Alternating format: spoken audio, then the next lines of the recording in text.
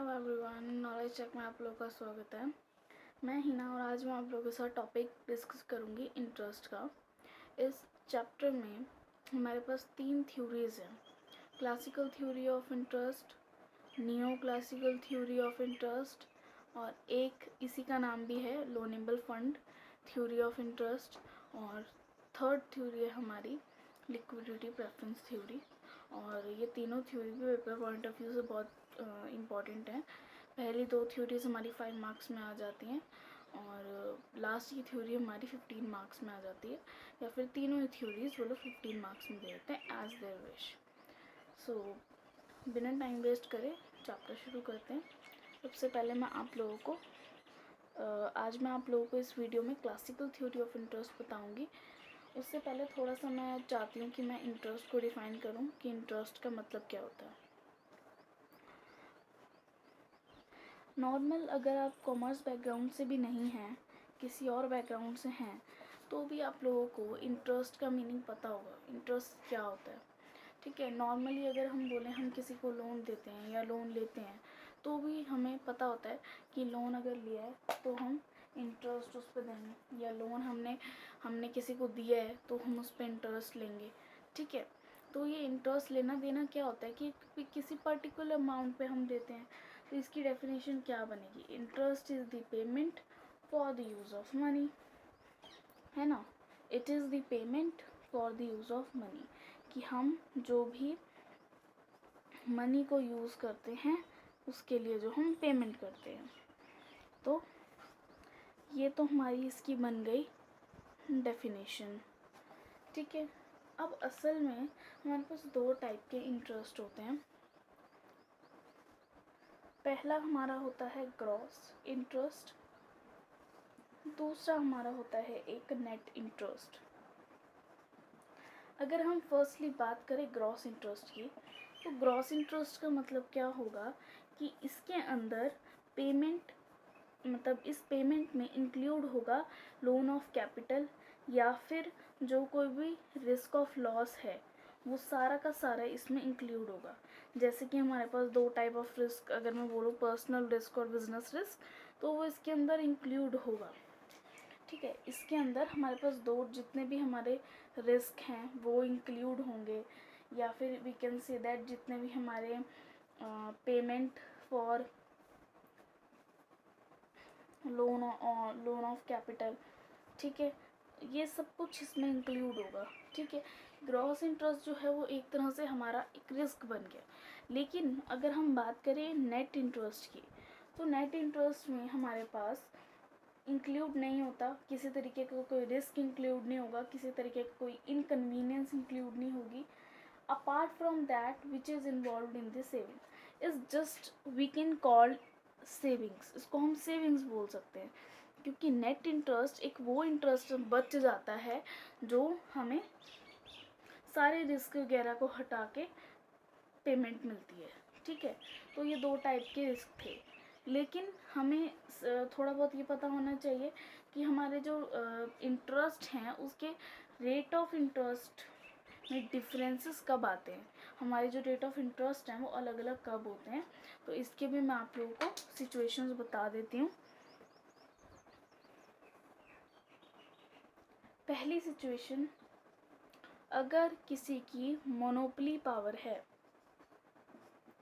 अगर पूरी मार्केट में कोई एक ही पर्सन है लोन देने के लिए, तो वो एक ही पर्सन जो है वो high rate of interest charge कर सकता है, या फिर डिफरेंट लोगों से डिफरेंट रेट ऑफ इंटरेस्ट को चार्ज कर सकता है। तो अगर उसकी मोनोपोली पावर है तो he can charge different rates from different debtors. Okay, second है हमारा point, liquidity of mortgaged article. Liquidity of mortgage article. अब इसको समझना आप लोगों के लिए इजी है। लिक्विडिटी मतलब कि कितनी जल्दी हम उस चीज़ को बेचकर कैश में कन्वर्ट कर सकते हैं। लिक्विडिटी, लिक्विड का मतलब होता है कैश। आप मोर्टगेज आर्टिकल, अगर किसी ने भी कोई चीज़ मोर्टगेज रख कर उसकी पेमेंट लोन लिया है, तो डिपेंड करता है उसकी लिक्विडिटी किस तरीके की है। अगर वो लैंड है, ठीक है, तो लैंड जो है वो लिक्विड नहीं होती, मीन्स लैंड को हम इजीली नहीं बेच सकते, इजीली लोग खरीदते नहीं है लैंड को।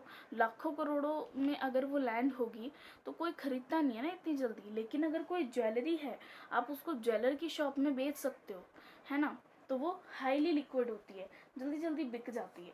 तो अगर कोई भी गोल्ड सिल्वर या कोई ज्वेलरी है तो उसका जो रेट ऑफ इंटरेस्ट है रिलेटिवली लो होगा।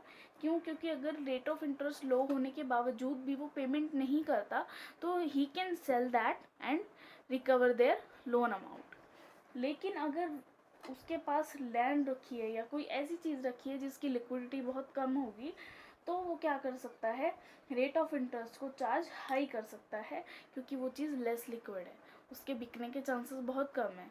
क्यों? अगर वो रेट ऑफ इंटरेस्ट को हाई चार्ज करेगा तो यहाँ पर उसको पैसा मिल गया तो लैंड उसकी वापस।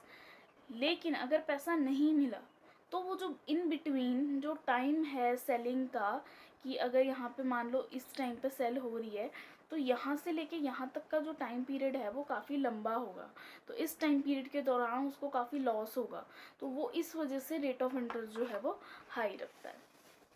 उसके बाद थर्ड पॉइंट है हमारे पास difference in risk.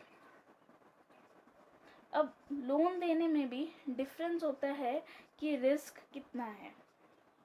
Low rate of interest वो चार्ज करेगा किसी पर्सन से अगर उसकी गुड क्रेडिट वर्दीनेस होगी। क्यों? वो जल्दी जल्दी पैसा दे देगा मार्केट से उठा के। उसने आपसे लोन लिया, कुछ टाइम पीरियड बाद उसने आपको पैसा वापस कर दिया। क्यों? उसकी गुड क्रेडिट वर्दीनेस है। लेकिन अगर किसी पर्सन की गुड क्रेडिट वर्दीनेस नहीं होगी तो वो बहुत रिस्की होगा। तो जहाँ पे रिस्क इन्वॉल्व हो जाता है वहाँ पे वो high rate of interest charge करेगा कि लोन लेना है तो लो वरना रहने दो। तो सबसे पहले लोन देने से पहले भी लोग सबसे पहले क्रेडिट वर्दीनेस चेक करते हैं। तभी जब आप लोग बैंक में जाते हैं लोन लेने के लिए तो वो लोग सबसे पहले आपको चेक करते हैं कि आप जॉब क्या करते हैं, आप पेमेंट इजीली कर भी पाएंगे कि नहीं। ओके, फोर्थ पॉइंट है हमारे पास इनकन्वीनियंस। अब क्या होता है कि सबसे पहले मैं आपको बताती हूँ, higher rate of interest charge होगा अगर क्रेडिटर को ज़्यादा इनकन्वीनियंस होगी लोन वापस लेने के लिए, ठीक है, और कम होगा अगर उसको कम इनकन्वीनियंस होगी। अब मतलब क्या है इनकन्वीनियंस का? मतलब कि आपने लोन दिया लेकिन जो आपका डेटर है वो आपको पैसे जल्दी जल्दी नहीं दे रहा, तो एक तरह से क्या इनकन्वीनियंस है, आपको प्रॉब्लम हो रही है। तो जितनी आपको प्रॉब्लम होगी, क्योंकि आप जब रिस्क चेक कर लोगे तो ऑब्वियसली इनकन्वीनियंस होगी अगर, ठीक है, तो आप लोग क्या कर सकते हो, high rate of interest charge कर सकते हो, ठीक है। लेकिन अगर इनकन्वीनियंस ज़्यादा नहीं है तो लो रेट ऑफ इंटरेस्ट चार्ज कर सकते हो। फिफ्थ पॉइंट है हमारे पास मैनेजमेंट। अगर क्रेडिटर को लॉट ऑफ मनी स्पेंड करनी है मैनेजमेंट पे तो वो high rate of interest charge करेगा। मतलब अगर उसको अपने मैनेजमेंट के ऊपर काफ़ी सारा पैसा खर्च करना है तो उसके पास पैसा बचेगा ही नहीं ना। और अगर उसको लोन देना है किसी को तो वो हाई रेट ऑफ इंटरेस्ट पे देगा। रीज़न बीइंग उसको जल्दी जल्दी पैसा मिलेगा तो वो हाई रेट ऑफ इंटरेस्ट पे उसको ज़्यादा पैसा मिलेगा। कि अगर उसने 10,000 दिए हैं तो उसके बदले मान लो उसको 12,000 मिल रहे हैं, ठीक है, तो 2,000 का उसका प्रॉफिट हो जाएगा। तो अगर उसको मैनेजमेंट में ज़्यादा पैसा खर्चना है तो उसको हायर रेट ऑफ इंटरेस्ट जो है वो चार्ज करना पड़ेगा। उसके बाद सिक्स्थ है पीरियड ऑफ लोन। अगर लॉन्गर ड्यूरेशन है तो हायर रेट ऑफ इंटरेस्ट होगा और अगर शॉर्ट ड्यूरेशन है तो लो रेट ऑफ इंटरेस्ट। क्यों? लॉन्गर ड्यूरेशन है तो रिस्क और अनसर्टेनिटी ज़्यादा है तो इस वजह से higher rate of interest charge होगा। सेवेंथ है हमारे पास सिक्योरिटी। अगर कोई पर्सनल सिक्योरिटी है तो हाई रेट ऑफ इंटरेस्ट, अगर कोई वैल्यूएबल सिक्योरिटी है तो लो रेट ऑफ इंटरेस्ट।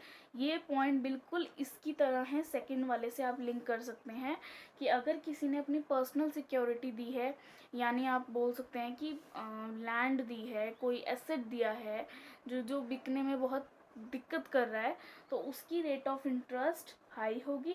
और अगर कोई वैल्यूएबल आर्टिकल है, मीन्स आप उसको फटाफट बेच सकते हो, पैसा ला सकते हो, तो उसका रेट ऑफ इंटरेस्ट लो होगा।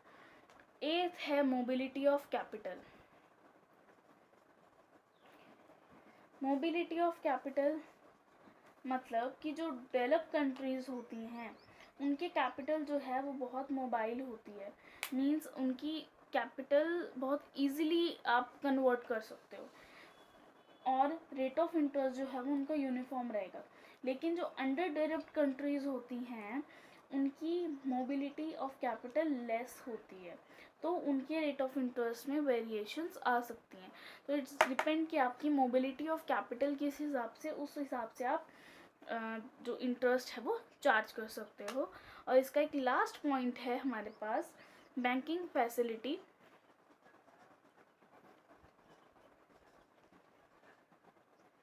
अगर हमारी कंट्री में लार्ज स्केल पर बैंकिंग फैसिलिटी है तो रेट ऑफ इंटरेस्ट यूनिफॉर्म रहेगा।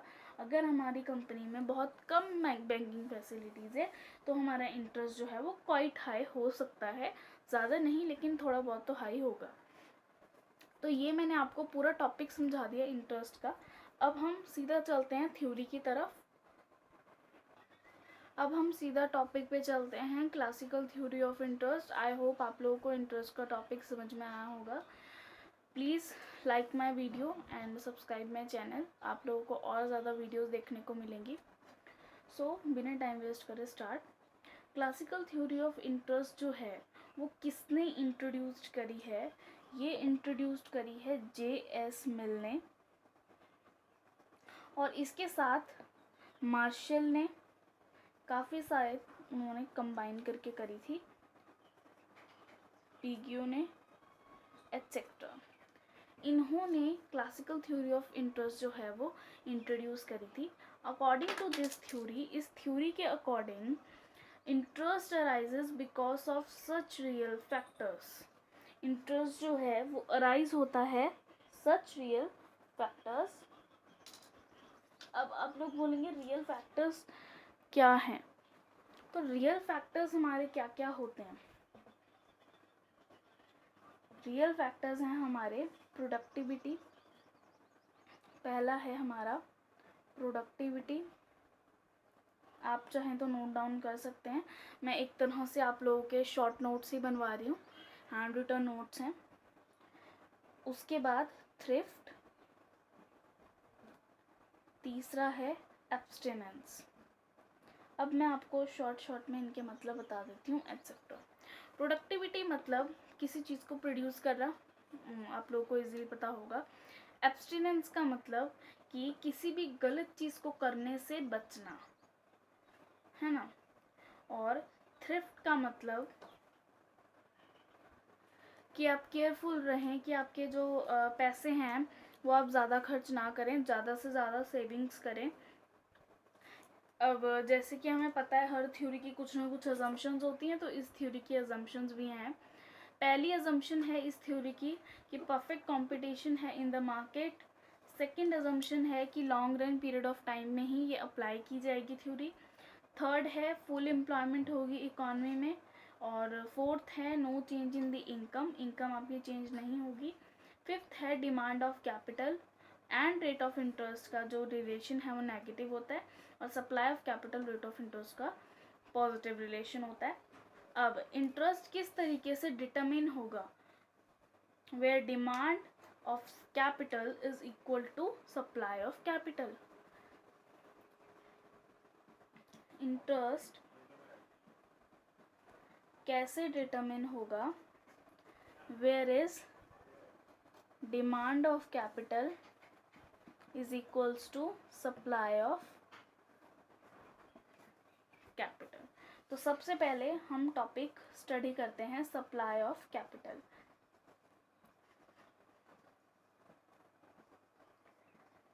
सप्लाई ऑफ कैपिटल जो है it is depends upon the savings, कि आप सेविंग्स कितनी करते हो। ठीक है, सेविंग्स क्या होती हैं आप लोगों को पता होगा। एक हमारा फंक्शन होता है कि इनकम जो है हमारी वो किस तरीके से बनती है कि जो कुछ हम कंजम्पशन करते हैं उसके बाद बचा कुचा हम सेव कर लेते हैं। तो सेविंग का एक फंक्शन बनेगा कि इनकम में से मैं कंजम्पशन को माइनस कर दूँ। तो सेविंग्स किस तरीके से होंगी कि अगर हमारी कंजम्पशन जो है वो लेस देन इनकम होगी तो हमारी सेविंग होगी। अब सप्लाई ऑफ सेविंग किस तरीके से हो सकती है कि अगर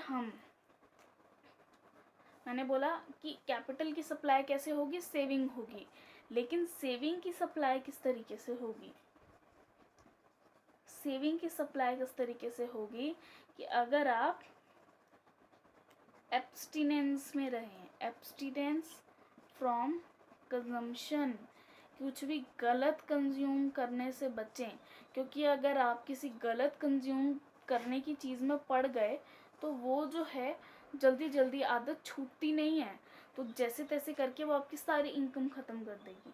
ठीक है, waiting for the right time, आपको टाइम प्रेफरेंस देनी है। अगर आप टाइम प्रेफरेंस देंगे तो आपकी सेविंग्स बढ़ेंगी। Saving is a function of rate of interest, saving is a function of rate of interest. ये आपको नोट डाउन करना है और यही आपका मेन चीज़ है और ये चीज़ आपको थ्योरी में मेंशन करनी ज़रूरी है। अब मैंने बात करी saving is a function of rate of interest, but why saving is function of rate of interest? कैसे? अगर आपका रेट ऑफ इंटरेस्ट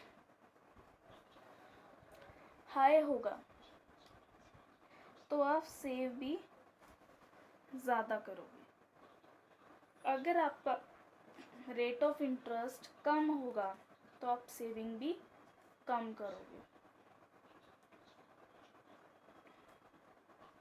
ठीक है, अब रेट ऑफ इंटरेस्ट ज़्यादा है, क्यों रेट ऑफ इंटरेस्ट ज़्यादा है? अब इस लालच में सेविंग ज़्यादा करोगे कि हाँ मेरे को इंटरेस्ट ज़्यादा मिलेगा, इस वजह से आप सेविंग को इंक्रीज़ कर दोगे। रेट ऑफ इंटरेस्ट कम होगा तो सेविंग भी आप कम करोगे, क्यों? क्योंकि रेट ऑफ इंटरेस्ट कम है, भाई पैसा ज़्यादा मिलना ही नहीं है, क्या करेंगे हम सेव करके, इस वजह से हम सेविंग कम करेंगे। तो saving is a function of rate of interest, इस वजह से है। ठीक है, अब अगर आप इस चीज़ का बनाना चाहें डायग्राम तो किस तरीके का बनेगा? वो बनेगा कुछ इस तरीके का, यहाँ पे y एक्सिस, यहाँ पे x एक्सिस, यहाँ पे हमारी आएंगी सेविंग्स, यहाँ पे हमारे आएगा रेट ऑफ इंटरेस्ट। अब ये जाएगा अपवर्ड स्लोपिंग, रीज़न बीइंग इस रेट ऑफ इंटरेस्ट पे आप इतनी सेविंग कर रहे थे, ओके, आपका रेट ऑफ इंटरेस्ट इंक्रीज़ हुआ, आपने सेविंग्स भी इंक्रीज़ करी, रेट ऑफ इंटरेस्ट इंक्रीज़ हुआ, आपने सेविंग्स इंक्रीज़ करी, रेट ऑफ इंटरेस्ट इंक्रीज़ हुआ, आपने सेविंग्स इंक्रीज़ करी। तो इस वजह से ये अपवर्ड स्लोपिंग जाएगा और there is positive relationship between supply of capital and rate of interest. So this is the topic of supply of capital. Now we are discussing the demand for capital कि demand किस तरीके से होगी। अब second point हम discuss करते हैं demand for capital, कि कैपिटल की डिमांड कैसे बढ़ेगी। सप्लाई में हमने बोला कि हमें सेविंग्स को इंक्रीज़ करना पड़ेगा, है ना, तो हमारी सप्लाई होगी कैपिटल की। डिमांड ऑफ कैपिटल में हम बोल रहे हैं कि हमें कैपिटल गुड्स लाने पड़ेंगे, कि अगर हम कैपिटल गुड्स लेकर आएंगे तो हमारे डिमांड की कैपिटल इंक्रीज़ होगी। ठीक है, यहाँ पे आप लोगों को ये ध्यान रखना है कि कैपिटल का मतलब आप वो वाली कैपिटल नहीं है जो आप इन्वेस्ट कर रहे हैं। यहाँ पे कैपिटल का मतलब है कि हाँ, जो पैसा आप किसी चीज़ पर लगा रहे हैं, ये नहीं कि आपने किसी छोटी सी चीज़ पर पैसा लगा दिया तो वो आपका इंटरेस्ट। जो आप बिजनेसेस में पैसा लगा रहे हो, ठीक है, जो आप बैंक में पैसा लगा रहे हो, उस चीज़ का मतलब है यहाँ पे। तो अगर आप कैपिटल गुड लेकर आओगे तो क्या होगा, मशीनरीज लेकर आओगे, टूल्स लेकर आओगे, तो क्या होगा, इन्वेस्टमेंट होगी। ठीक है, इन्वेस्टमेंट होगी, कैपिटल गुड्स के थ्रू क्या हो रही है आपकी इन्वेस्टमेंट हो रही है, तो क्या इंक्रीज हो रहा है, प्रोडक्टिविटी इंक्रीज हो रही है। अगर प्रोडक्टिविटी इंक्रीज हो रही है तो एंटरप्रेन्योर को काफ़ी ज़्यादा ईजी होगा कैलकुलेट करना कि उसकी मार्जिनल प्रोडक्टिविटी कितनी है। सारे फैक्टर्स ऑफ प्रोडक्शन को यूज़ करके वो कितनी मार्जिनल प्रोडक्टिविटी लगा रहा है, उसकी मार्जिनल प्रोडक्टिविटी जो है वो डिमिनिशिंग रिटर्न्स दिखाएगी। एमपी आप लोगों को पता है, एमपी हमारा डिमिनिशिंग रिटर्न्स के थ्रू ही बनता है, कुछ ऐसे बनता है हमारा एमपी, ठीक है। एक पॉइंट ऑफ टाइम पे जाके वो यहाँ पे नेगेटिव हो जाता है, ठीक है। तो एमपी जो है वो हमारा लॉ ऑफ डिमिनिशिंग रिटर्न्स दिखाएगा हमें। एमपी जो है वो स्टार्ट हो जाएगा डिमिनिशिंग। तो demand for capital is depends upon its MP. जो कैपिटल की डिमांड है वो डिपेंड करती है हमारी एमपी पे। हमने बोला सप्लाई ऑफ कैपिटल किस पे डिपेंड करती है, हमारी सप्लाई ऑफ कैपिटल हमारी डिपेंड करती है कि हमारी सेविंग पे, सेविंग कितनी है। लेकिन डिमांड फॉर कैपिटल हमारी डिपेंड करती है कि हमारी मार्जिनल प्रोडक्टिविटी कितनी है। मार्जिनल प्रोडक्टिविटी आप कैसे बढ़ा सकते हो, कैपिटल गुड्स में इन्वेस्ट करके। कैपिटल गुड में इन्वेस्ट करोगे तो प्रोडक्टिविटी इंक्रीज होगी, ठीक है। फर्दर दोबारा से यहाँ पे आ रहा है demand is a function of rate of interest. दोबारा से मैं यही चीज़ बोल रही हूँ। कैसे, अगर आपका रेट ऑफ इंटरेस्ट इंक्रीज होगा तो आप क्या करोगे, डिमांड को डिक्रीज करोगे। रेट ऑफ इंटरेस्ट डिक्रीज होगा तो डिमांड को इंक्रीज करोगे। अगर आपको रेट ऑफ इंटरेस्ट ज़्यादा मिल रहा होगा तो आप डिमांड फॉर कैपिटल कम कर दोगे, ठीक है। कैपिटल गुड्स में इन्वेस्ट करना कम कर दोगे। ऑन द कॉन्ट्ररी, अगर आपके पास रेट ऑफ इंटरेस्ट कम है तो आप ज़्यादा इन्वेस्ट करोगे। क्यों, आपको पैसा ज़्यादा नहीं देना पड़ेगा ना उस केस में, ठीक है। तो there is inverse relationship between demand for capital and rate of interest. Hopefully आपको ये पॉइंट समझ में आया हो, क्योंकि ये थोड़ा टिपिकल सा लग रहा है। लेकिन आपको ये ध्यान रखना है कि रेट ऑफ इंटरेस्ट ये वो वाला इंटरेस्ट है जब आप कैपिटल गुड्स में ज़्यादा इन्वेस्ट करते हो। क्योंकि अगर आपके शेयर्स के प्राइजेस जो हैं वो अगर कम होंगे तो आप फटाफट उसको परचेज कर लोगे। फटाफट परचेज करोगे तो क्या होगा, आपको कम पैसे में ज़्यादा सारे शेयर्स मिल जाएंगे, और आगे जाके अगर उनकी डिमांड इंक्रीज हो गई तो आप लोगों का फ़ायदा होगा। इस वजह से जब रेट ऑफ इंटरेस्ट ज़्यादा रहता है तो लोग डिमांड कम कर देते हैं, ठीक है। और जब रेट ऑफ इंटरेस्ट कम रहता है तो लोग डिमांड ज़्यादा कर देते हैं, क्योंकि आगे जाके जो है रेट ऑफ इंटरेस्ट ज़्यादा हो जाता है। तो इसका भी अगर आप लोग कर्व बनाना चाहें तो बहुत इजी है, सेम वही है। नेगेटिव उसमें बनेगा कर्व, रेट ऑफ इंटरेस्ट इतना है, रेट ऑफ इंटरेस्ट ज़्यादा करा, डिमांड कम, सॉरी थोड़ा डायग्राम, और रेट ऑफ इंटरेस्ट कम करा तो डिमांड ज़्यादा, तो इसका डाउनवर्ड स्लोपिंग बनेगा। अभी हमने ये नहीं पढ़ा कि रेट ऑफ इंटरेस्ट डिटरमिन कैसे होता है। अभी हमने ये पढ़ा डिमांड ऑफ कैपिटल क्या होती है और सप्लाई ऑफ कैपिटल क्या होती है। अब हम पढ़ेंगे कि रेट ऑफ इंटरेस्ट जो है वो डिटरमिन किस तरीके से होता है। तो अकॉर्डिंगली हमने क्लासिकल थ्योरी के अकॉर्डिंगली अभी पीछे जो पढ़ा कि डिमांड फॉर कैपिटल और supply for capital must be equal, तो हमने उसके लिए एक शेड्यूल बनाएंगे। शेड्यूल किस तरीके का बनाएंगे, ये रहा मेरा रेट ऑफ इंटरेस्ट, ये रहा मेरा डिमांड फॉर कैपिटल, ये रहा मेरा सप्लाई फॉर कैपिटल, ठीक है। रेट ऑफ इंटरेस्ट मेरा परसेंटेज में होगा और ये सारी मेरी लाख में ले लो, चाहे करोड़ में ले लो, चाहे जितने में भी आप लेना चाहते हो उतने में। रेट ऑफ इंटरेस्ट ये देखिए मैं बढ़ा रही हूँ। अब अगर रेट ऑफ इंटरेस्ट मेरा बढ़ता है तो डिमांड कम होती है, तो ये रही मैंने डिमांड कर दी कम, 50, 40, 30।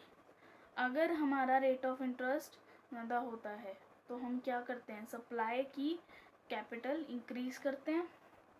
तो ये लो मैंने कर दी 20, 30, 40, 50, 60, 70। ठीक है, अब मैंने बोला था इक्विलिब्रियम कहाँ होता है, जहाँ डिमांड फॉर कैपिटल और सप्लाई फॉर कैपिटल इक्वल होती है। तो आप लोगों के अकॉर्डिंग देखिए कहाँ आ रही है, फोर्थ पर 50-50 है, ये रहा, फोर्थ पर 50-50 है, इक्वल आ गया। ज़रूर नहीं यहाँ 50-50, 60-60 भी हो सकता है, मैंने बस ये अमाउंट इक्वल होनी चाहिए। यहाँ इक्विलिब्रियम आ गया। अब आप यहाँ देख सकते हो मेरी डिमांड ज़्यादा है सप्लाई से, यहाँ मेरी सप्लाई ज़्यादा है डिमांड से। ठीक है, अब इसका वो जो एक बनता ही है डायग्राम, बहुत प्रख्यात है, कि यहाँ पर आ जाएंगी मेरी यूनिट्स ऑफ कैपिटल। मैं जितनी कैपिटल लगा रही हूँ या जितनी डिमांड कर रही हूँ, ये मेरा आ गया रेट ऑफ इंटरेस्ट, ये मेरा डिमांड, ये मेरा सप्लाई, ये मेरा इक्विलिब्रियम पॉइंट, इतने रेट ऑफ इंटरेस्ट पे और इतने यूनिट्स ऑफ कैपिटल पे। ठीक है, तो यहाँ पे 4 आएगा, यहाँ पे 50 आएगा। 50 यूनिट्स ऑफ कैपिटल में आपका हो गया। तो ये हमने इसका डायग्राम भी कर लिया। अब इस थ्योरी के कुछ क्रिटिसिज्म थे, वो मैं फटाफट आप लोग के साथ डिस्कस कर लेती हूँ। बहुत इजी से हैं, अगर आपको लिखने हो तो आप वो पॉइंट्स लिख सकते हैं। Equilibrium between saving and investment. अब किसी ने उसने बोला था कि सेविंग और इन्वेस्टमेंट में इक्विलिब्रियम है, लेकिन according to theory of interest saving और इन्वेस्टमेंट जो हैं वो चेंज हो सकते हैं with the rate of interest. ठीक है, अकॉर्डिंग टू केनीज, एक हमारे ऑथर थे केनीज, जिनके अकॉर्डिंगली सेविंग और इन्वेस्टमेंट में चेंज इन द इनकम के साथ इक्वालिटी हो सकती है, not by change in the rate of interest. हो सकता है सेविंग और इन्वेस्टमेंट चेंज हो जाएं, इक्वल हो जाएं चेंज इन इनकम के साथ, लेकिन रेट ऑफ इंटरेस्ट के साथ नहीं। हमने इस थ्योरी ने क्या बोला, रेट ऑफ इंटरेस्ट के साथ हमारे दोनों के दोनों इक्वल होते हैं, लेकिन केनीज जो है उसने बोला कि रेट ऑफ इंटरेस्ट के साथ नहीं, इनकम के साथ दोनों इक्वल हो सकते हैं। ठीक है, फर्स्ट पॉइंट हमने करा डिस्कस। नेक्स्ट पॉइंट है जिस पॉइंट पर क्रिटिसाइज किया गया था इस थ्योरी को, effect of interest on saving and investment. अब इसका मतलब क्या है, जो हमारे अकॉर्डिंग टू केनीज, हमारे जो केनीज हैं ऑथर, उनके अकॉर्डिंगली ये उसने गलत बोला था कि सेविंग ऑन इन्वेस्टमेंट जो है वो इन्फ्लुएंस करती है रेट ऑफ इंटरेस्ट के साथ। क्यों उनको ये गलत लगता था, क्योंकि जो सेविंग है वो इन्फ्लुएंस होती है इनकम से। क्या बोला था उसने कि सेविंग जो है वो इन्फ्लुएंस होती है हमारी इनकम से। ठीक है, कि जितनी ज़्यादा इनकम होगी लोग उतना ज़्यादा सेव करना शुरू कर देंगे। ठीक है, अब देन रेट ऑफ इंटरेस्ट, फिर उसके बाद रेट ऑफ इंटरेस्ट से होगी। ठीक है, उसने जो इस थ्योरी ने क्या बोला, सेविंग सीधा रेट ऑफ इंटरेस्ट से होगी, जो कि केनीज के थ्रू गलत था। केनीज ने बोला ये इनकम के थ्रू होगी, फिर जाके रेट ऑफ इंटरेस्ट के थ्रू इन्फ्लुएंस होगी। ठीक है, तो सबसे पहले इनकम मैटर करती है। अब इन्वेस्टमेंट जो है वो हमारी मैक्सिमम प्रॉफिटेबिलिटी पे डिपेंड करती है कि आपको मैक्सिमम प्रॉफिट कितना हो रहा है, और फिर रेट ऑफ इंटरेस्ट के थ्रू। इसने इनकम और प्रॉफिट को कंसिडर नहीं करा। थर्ड हमारी है बेस्ड ऑन रियल फैक्टर। इस पॉइंट पे भी क्रिटिसाइज किया गया कि ये थ्योरी रियल फैक्टर्स के ऊपर बेस्ड है। उसने मॉनेटरी फैक्टर्स को इग्नोर करा। उसने मॉनेटरी की तो, पैसों की तो यहाँ कोई बात ही नहीं करी। उसने सीधा सिर्फ प्रोडक्टिविटी हो गया, थ्रिफ्ट हो गया, एब्सटिनेंस की बात करी, लेकिन मॉनेटरी की बात तो करी ही नहीं। तो according to Keynes rate of interest was monetary phenomenon है। ठीक है, तो मॉडर्न इकोनॉमिक्स जो थे उन्होंने कहा रेट ऑफ इंटरेस्ट दोनों से होता है, रियल से भी होता है, मॉनेटरी फैक्टर से भी होता है। तो ये इनकम्प्लीट थ्योरी मानी जाती है। अनरियलिस्टिक अजम्पशन, इसने बहुत अनरियलिस्टिक अजम्पशन ली कि फुल एम्प्लॉयमेंट होगी। कभी भी हमारी इकॉनमी में फुल एम्प्लॉयमेंट नहीं होती, सीजनल अनएम्प्लॉयमेंट होती है, या फिर किसी तरीके से फ्रिक्शनल अनएम्प्लॉयमेंट होती है। तो फुल एम्प्लॉयमेंट का तो कोई सवाल उठता ही नहीं। ठीक है, उसके बाद फिफ्थ है it ignores the borrowing for consumption. उसने मॉनेटरी फैक्टर को इग्नोर कर दिया तो बोरोइंग्स को तो इग्नोर करा ही है ऑब्वियसली, क्योंकि बोरोइंग्स जो हैं वो मॉनेटरी के थ्रू ही ली जाती हैं। लास्ट क्रिटिसिज्म क्या है इसका कि इनडिटर्मिनेट थ्योरी है, मतलब इसमें कुछ अच्छे से ना इन्होंने डिटरमाइन किया ही नहीं है। अकॉर्डिंग टू केनीज, जिसने इस पॉइंट को क्रिटिसाइज किया कि this theory can not be determine interest, ये इंटरेस्ट को डिटरमाइन नहीं करती, बिकॉज रेट ऑफ इंटरेस्ट जो है वो हमारा